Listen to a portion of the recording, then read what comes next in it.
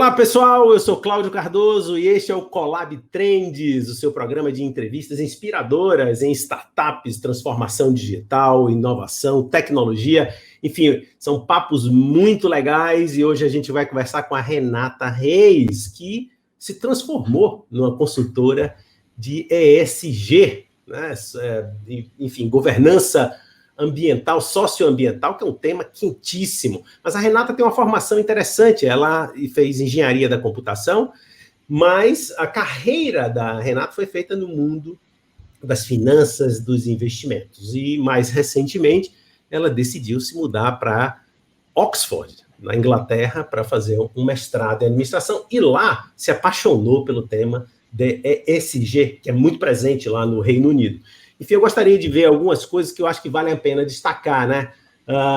Além desse MBA, desse mestrado em Oxford, ela participou de inúmeras transações de M&A, reestruturações financeiras, ofertas públicas de ações e passou pelos bancos Sindan, Boa Vista, Bozano Simonsen e Santander. E mais recentemente, atuou na gestão de Venture Capital, que é um tema muito caro para nós do Alpha Colab, na Mosaico e no Private Equity da IdeiasNet. Então, vamos bater um papo muito legal com a Renata. Boas-vindas, Renata. Obrigada, Cláudio. Um prazer enorme estar aqui com você. Obrigada pela oportunidade. Muito legal. Olha, eu acho que eu já formulei uma questão de partida e eu gostaria de ir assim, direto a um assunto que é muito importante. Nós lidamos com inovação no Alpha Colab, esse é o nosso tema, e isso implica em visão de futuro, em aposta no futuro, em investimento. Como é que você articula isso, vê a importância do mundo financeiro junto com a ESG? Como é que essas duas coisas se combinam? Eu acho que é fundamental, né, Cláudio? Eu acho que as instituições financeiras, elas têm um papel catalisador, né, de recursos, e né, onde elas investem os recursos financeiros, para quem elas emprestam os recursos financeiros. Então, elas têm um papel crucial na economia para desviar, né, para conduzir os recursos para as atividades e para as empresas que são mais conscientes, que são mais responsáveis do ponto de vista social, ambiental e que têm a governança como em alta cota dentro das suas instituições, né? Então, é super importante que, junto com os governos, né, fazendo o colchão da legislação que favoreça essa transição, né, de uma sociedade não sustentável para uma sociedade sustentável, que as instituições financeiras, como principais articuladores dos recursos, façam essa condução, né, facilitem essa transição, financiando os negócios que são mais responsáveis, investindo em atividades que sejam mais conscientes do ponto de vista social e ambiental. Mas olha, um dos temas que é muito recorrente, embora também seja engenheiro como você, eu venho mais da minha carreira na área da comunicação, combinando comunicação e tecnologia. E uma das preocupações de alguns anos, não muito tempo, é exatamente a questão da autenticidade, de movimentos genuínos das organizações. Este descompasso, às vezes, de muita propaganda de que nós somos socioambientalmente corretos e não, isso é algo que está na pauta ou você acha que isso já é razoavelmente superado pela própria dinâmica das exigências e aí a assimilação da importância disso pelas organizações? Não, está na pauta, sim, se fala muito, né, de greenwashing, né, quando as empresas assumem um discurso, mas na prática não exercem aquilo que estão dizendo, né. Claro que é negativo isso, assim como indivíduos, quando não agem de forma genuína, autêntica, né, verdadeira com outros indivíduos, as empresas também, né, se você faz uma coisa, diz uma coisa e faz outra, não vai ser bem visto.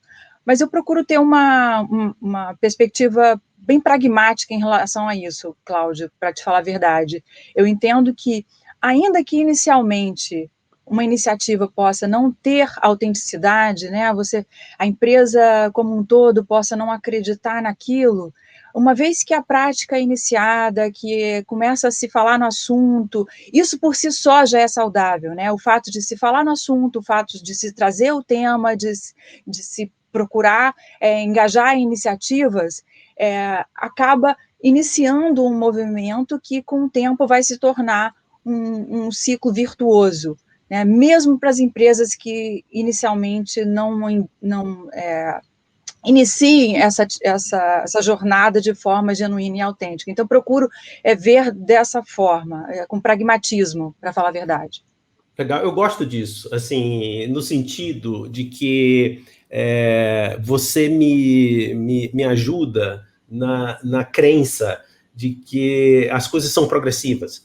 Não haverá mudanças radicais, positivas, porque o positivo se constrói, né? Uhum. Eventualmente, até eu estou sendo um pouco assim, profético, filosófico, mas o negativo às vezes é rápido, galopante, a destruição. Mas a construção é algo positivo, e eu acho que essa visão é muito inspiradora, né? Eu acho isso muito legal, faz muito sentido para mim. Agora, veja só, e falando do futuro, a gente está falando, startups é falar de futuro, né? É um nome que poderia até ser traduzido por empresas do futuro, empresas para o futuro próximo, né? É verdade. De grande progressão.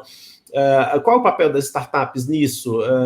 Como é que você enxerga o lugar das startups nessa dinâmica de assimilação crescente na sociedade, nas organizações da ESG? Eu acho que é uma oportunidade fantástica para as startups, né? Para aqueles empreendimentos que estão começando, é uma oportunidade única de se diferenciar.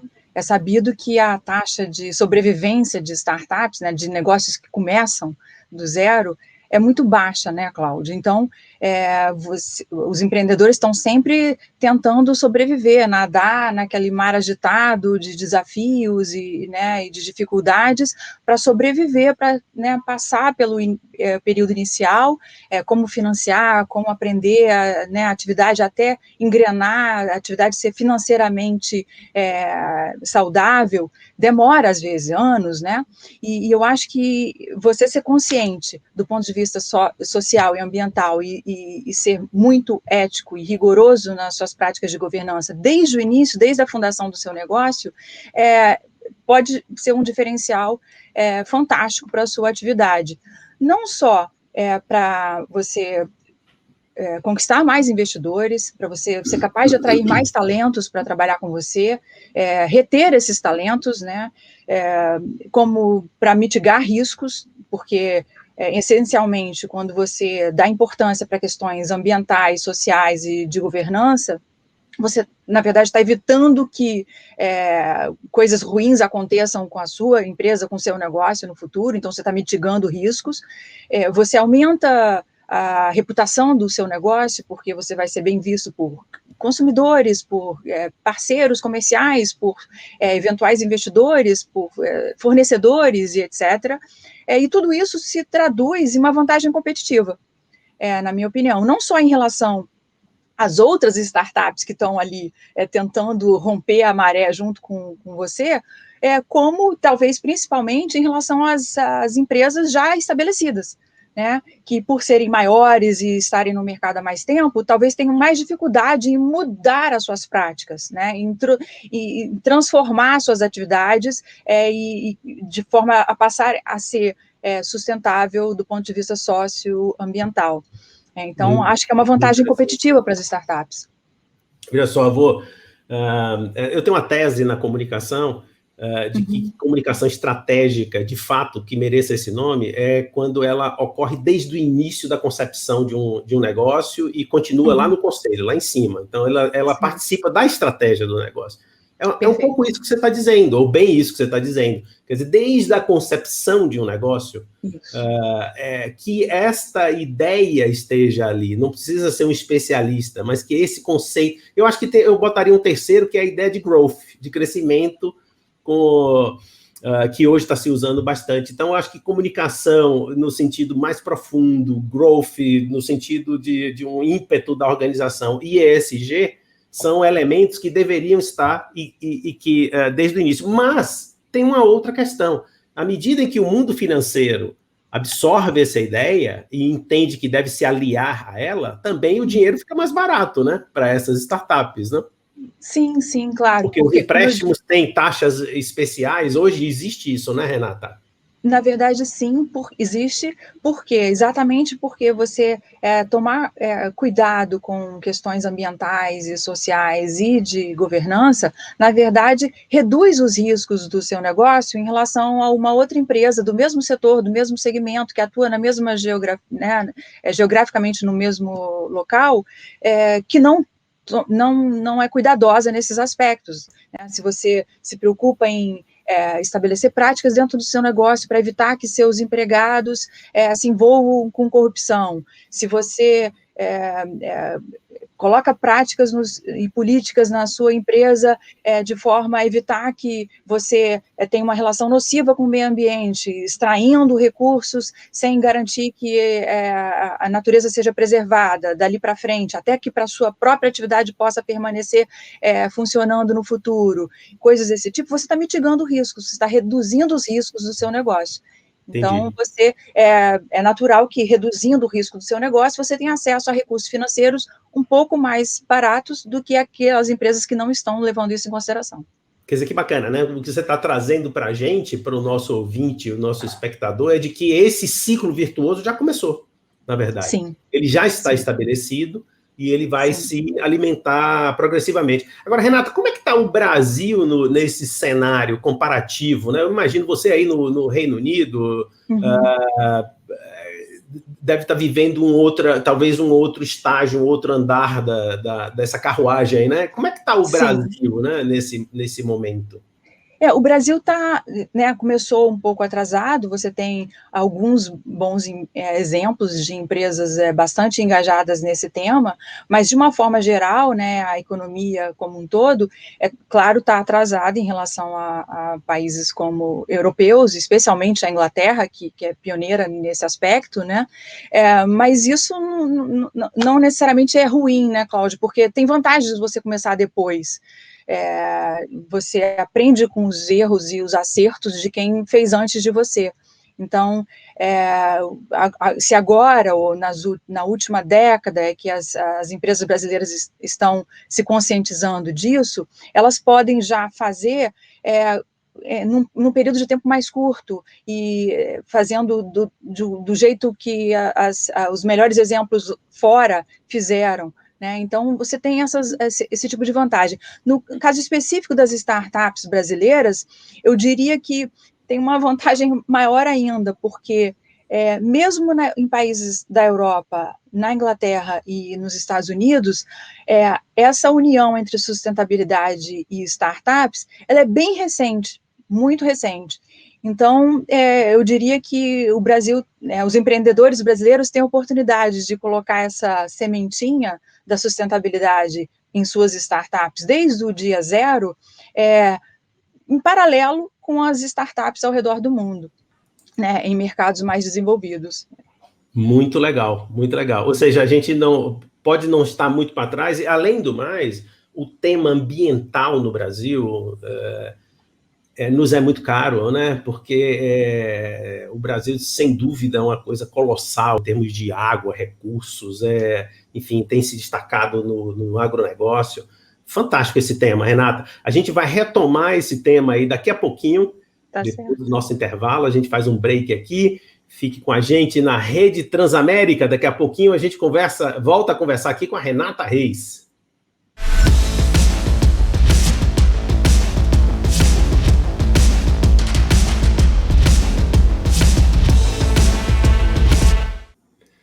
Olá, pessoal! Colab Trends está de volta. Hoje a gente está conversando com Renata Reis, consultora de ESG, um tema importantíssimo para a inovação. Renata, a gente conversava antes do nosso intervalo sobre o lugar do Brasil nessa dinâmica, né?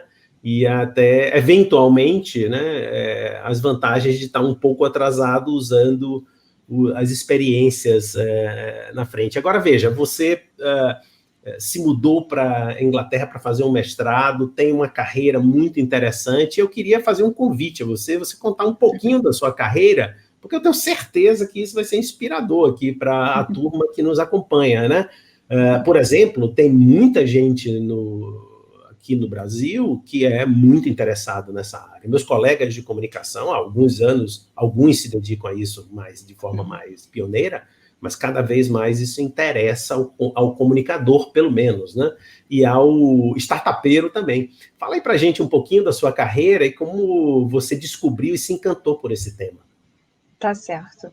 Bom, eu fiz engenharia de computação, na verdade. A vida inteira trabalhei no mercado financeiro por uma situação circunstancial. Quando eu comecei a trabalhar, no iniciozinho da década de 90, o mercado financeiro representava uma parcela mais do que aconselhável do PIB brasileiro, digamos assim, e assim como os meus colegas, a maior parte dos meus colegas de engenharia, fomos sugados pelo mercado financeiro. Trabalhei em diversas áreas, né? Primeiro como analista no início de empresas, então participei de M&A, privatização, reestruturação financeira, ofertas de dívida, de ações, dentro de instituições financeiras, e mais recentemente eu trabalhei numa Venture Capital, que era a Mosaico, e por último na Ideasnet, né, que era uma empresa listada, um private equity listado, hoje se chama PadTech. Eu estava na Ideasnet já há praticamente 5 anos, quando uma questão que vinha me incomodando de forma crescente ficou insustentável, e eu decidi mudar tudo. Senti que precisava estudar, faltava musculatura para continuar dali para frente. Também tinha uma busca por propósito, né, por significado. Acho que é uma busca comum hoje em dia, de forma crescente nas pessoas.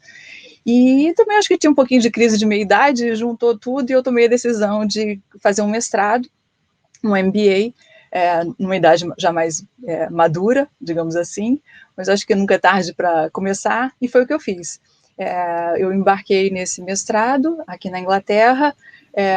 Na metade do curso, um ano depois, eu me mudei para cá com meu marido e meus 2 filhos, e estamos aqui nessa jornada de conhecimento, digamos assim. Logo depois que meu curso começou e eu descobri esse mundo, né, de sustentabilidade, de impacto social, ficou muito, muito óbvio para mim que eu não teria condição de voltar para a mesma atividade que eu fazia antes. Eu queria muito me envolver com isso, eu queria muito levar isso adiante, né, de alguma forma ajudar as organizações a terem sustentabilidade no seu cerne, e gerarem um impacto positivo na sociedade. E desde então eu venho estudando cada vez mais esse tema, que virou uma paixão para mim. Não consigo pensar em outra coisa. Muito legal. Olha, pode ter certeza que normalmente pessoas simples como você é, né? A gente se conhece há pouco tempo, mas você é uma pessoa muito simples. Você não tem ideia de como essa história é inspiradora. Porque, embora sejam os nossos gestos pequenos, né? Mas eu vejo a riqueza dele, né? Que tem coragem, né? Não é fácil mudar família, ir para outro país, tudo isso, e é muito legal você ir em busca dessa felicidade, né? Que é viver motivado, né? Agora veja, essa posição sua também lhe traz alguns privilégios que eu quero que você compartilhe com a gente, né? Qual a sua visão de futuro aí para esse mundo de ESG? Porque vai bombar, vai tomar conta mesmo, essa vai ser simplesmente uma regra e nem vai se falar mais nisso, porque vai estar embutido como, sei lá, eletricidade nas nossas casas, a gente não lembra que tem isso, né? Simplesmente tem. ESG vai ser alguma coisa assim em breve? Exatamente isso, Cláudia. Na minha cabeça é exatamente isso que vai acontecer. Hoje é necessário a gente falar sobre isso, né, conhecer o tema, espalhar o conhecimento sobre o tema. Nós estamos aprendendo. Né, há 3 décadas atrás, ninguém falava disso, né, em nenhum lugar do mundo. Então, a humanidade não fez todo esse estrago de forma intencional, fez porque não sabia, né, o que estava fazendo. A gente está aprendendo, essa que é a verdade. Então, uma vez aprendido, né, o aprendizado está aqui, você não tem como voltar, é um caminho sem volta, né? Ele só precisa agora disseminar por todas as empresas, todos os indivíduos, né? Idealmente, não sei em quanto tempo, mas eu quero acreditar que em poucas décadas, não vai mais ser necessário ficar batendo nessa tecla, né? Não vai precisar mais existir esse esforço de entendimento do que se trata a sustentabilidade, por que é importante as empresas serem responsáveis do ponto de vista social e ambiental e ético. Eu vejo um futuro em que isso não vai ser mais necessário. Quanto tempo isso vai levar? Acredito que a gente precise que esse tempo seja curto, porque senão o planeta não aguenta, né? Então, acho que a pandemia teve se teve algum benefício na pandemia, eu acho que foi esse, de trazer esse tema para a pauta, né? De forma urgente, é muito importante que a gente lide com isso agora, mas eu acredito que no futuro vai haver um dia em que esse tema não vai ser necessário, né? Não vai ser necessário a gente bater nessa tecla mais, vai estar, como você disse, embutido, vai ser básico para qualquer atividade. Tem uma outra coisa que você está me trazendo, Renato, que eu admiro muito, que é essa visão generosa com o passado. Hoje, a gente está vivendo, eu percebo isso com clareza, para mim, pelo menos, uma espécie de recrudescimento, como se tivesse um dedo apontado para o passado. É fácil falar né, de outro contexto que a gente não está vivendo. Então, você tem uma visão generosa, né, mas nem por isso acomodada, e nem por isso pouco provocativa, de que é preciso fazer algo nesse sentido. Agora, eu queria retomar um tema que eu acho que parece ser bem dentro da sua história, né, de carreira e tal, que é o seguinte: você me ensina de que, veja, uma forma inteligente de atacar um problema que é de transformação econômica, social, ambiental, incluir o mundo financeiro nessa trajetória. A gente já falou disso no primeiro bloco. Eu queria retomar desse ponto de vista um pouco, digamos assim, político-estratégico, né? Não político-partidário, político-estratégico no sentido de dizer, poxa, se eu mexer essa pecinha aqui, o resto é quase que um dominó, né? Porque onde está a grana, onde está o investimento, onde está o dinheiro, está o futuro. Né? Então, você me ensina essa coisa. Né? Aí, no Reino Unido, isso é muito claro, assim, os fundos são peremptórios com isso, assim, eles dizem, olha, vamos investir nessa direção, isso é claro?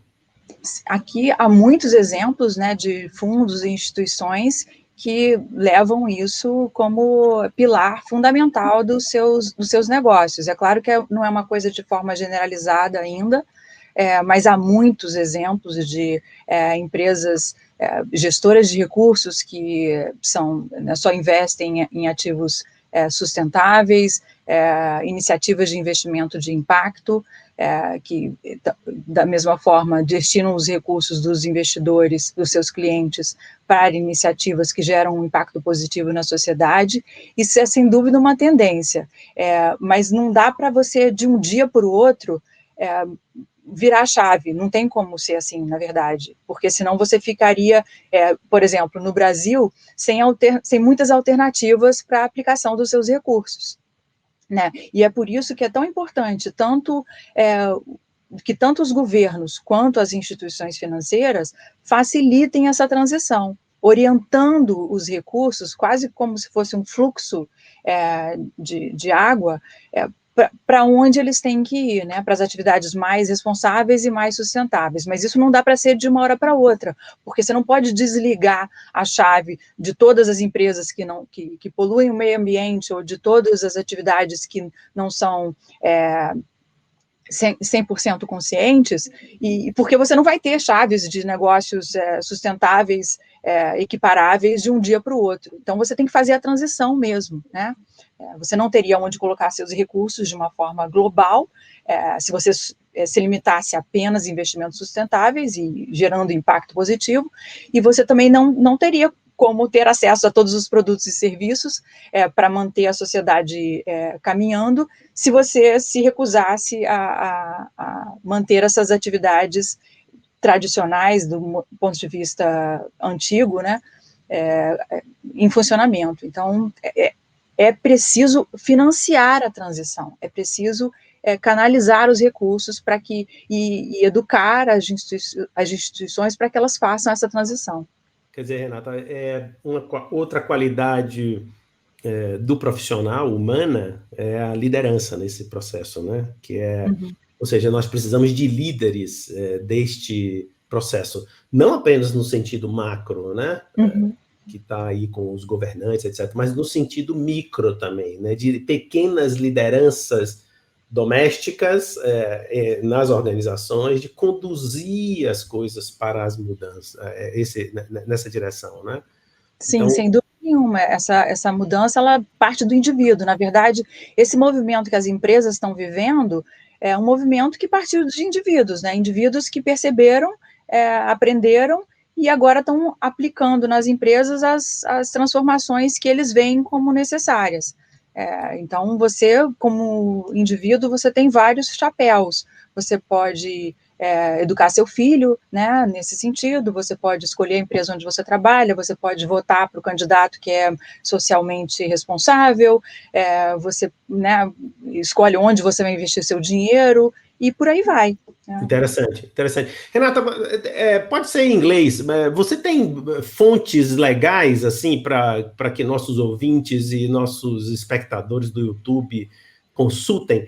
Sites, instituições, ou mesmo livros, eventualmente até que estejam traduzidos em português, mas pode ser em outras fontes também. O que é que você recomenda? Eu acho que um bom lugar para começar, para quem não conhece nada, são as Nações Unidas, né? As Nações Unidas, assim, organizaram esse tema em torno dos 17 Objetivos de Desenvolvimento Sustentável, eu imagino que você já tenha ouvido falar, e ali tem muito material, né, no site das Nações Unidas, tem muito material que se pode encontrar para várias atividades econômicas, como adotar práticas sustentáveis, o que fazer, como alinhar esses objetivos que foram traçados, né, como cruciais para, né, para sustentabilidade do planeta, de forma prática no seu dia a dia. Então, tem várias orientações nesse sentido, de melhores práticas do que fazer, como fazer ali. Acho que é um bom lugar para começar. Muito legal, Renata, eu lhe agradeço muito, o nosso papo foi, assim, maravilhoso, super esclarecedor. Eu queria dizer para os nossos ouvintes e o pessoal do YouTube, que os ouvintes que vão até o YouTube e vejam na descrição do vídeo, eu vou botar esse link lá que você nos mandou aqui, como um bônus do nosso papo. Parabéns pela sua carreira, Renata, muito obrigado por nos atender aí desde Londres, sucesso para você, para sua família, saúde e bacana, viu? Que você forme novas gerações aí de profissionais com essa cabeça maravilhosa que você tem. Eu que agradeço, Cláudia, a oportunidade mais uma vez. Foi um prazer estar aqui com você. Um abraço.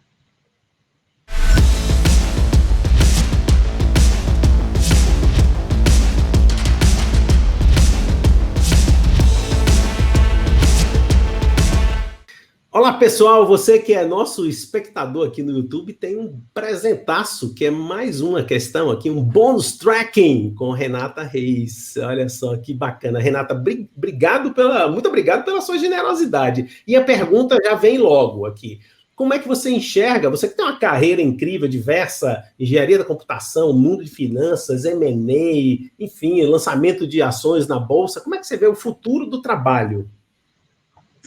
Cláudia, essa é uma pergunta interessante. Tem se falado muito nisso, né, recentemente, especialmente por causa da pandemia.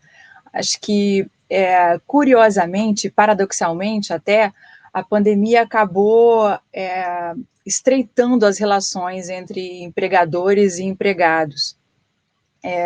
A despeito da distância física, essas relações elas foram mais humanizadas, né, com o trabalho remoto. As pessoas passaram a participar uma das vidas das outras, vendo filhos e parentes e bichos de estimação passando e coisas acontecendo no pano de fundo das reuniões remotas, e isso acabou aproximando as pessoas, o que eu acho que é positivo, né? Há umas 3 semanas atrás saiu um encarte na revista The Economist, especialmente sobre o futuro do trabalho, e esse encarte trouxe alguns dados bastante interessantes. Um é que mediram nos Estados Unidos o nível de engajamento dos funcionários durante a pandemia, né? E esse engajamento ele se mostrou muito superior a níveis anteriores. O que é curioso, né? As pessoas estão mais engajadas, mais comprometidas, né, no momento em que elas estão distantes fisicamente, elas estão trabalhando remotamente, em condições adversas, né? Todo mundo acho que reconhece isso. Ao mesmo tempo, as pessoas gostaram desse ambiente remoto, elas entenderam que funciona, né, tanto empregadores como empregados entenderam que funciona, e tanto é que tem a expectativa de que isso permaneça de alguma forma no futuro, né? As pessoas manifestam que gostariam que um percentual das suas horas de trabalho fosse realizada de forma remota no futuro. E até na Nova Zelândia, esse encarte também cita isso, que já saiu da pandemia, já está com vida normal há alguns meses, né, todo mundo trabalhando, estudando, já mediram isso, né, e se eu não me engano o percentual é 27% das pessoas empregadas estão trabalhando pelo menos um dia na semana remotamente. Então, isso já mostra um novo mundo, uma nova mentalidade, de mais confiança, uma relação mais humana, mais flexível. E eu queria trazer um ponto sobre essa questão da flexibilidade, que, claro, vai trazer desafios, né, para gerentes, pessoas que, né, coordenam grandes equipes, e os recursos tecnológicos estão pipocando aí para ajudar nesse sentido, mas também traz benefícios, né? Essa flexibilidade, ela traz outras coisas positivas. Uma delas que eu vejo é permitir, a partir do momento que as empresas percebem essa relação de forma mais humana, conseguem enxergar o empregado como indivíduo, né? Além de só ser o empregado da companhia, você permite que a pessoa tenha outras vivências, né? Então, acho que essas relações elas vão se tornar mais flexíveis para permitir que você tenha mais atividades, você possa ter mais de um trabalho, que você possa exercer uma atividade física com mais tranquilidade, que você possa praticar um hobby, que você possa dar mais atenção aos seus familiares e aos seus amigos, ao mesmo tempo que você mantém a sua relação de emprego. E quando as empresas percebem o valor que isso tem para elas próprias, aí que está o X da questão, né?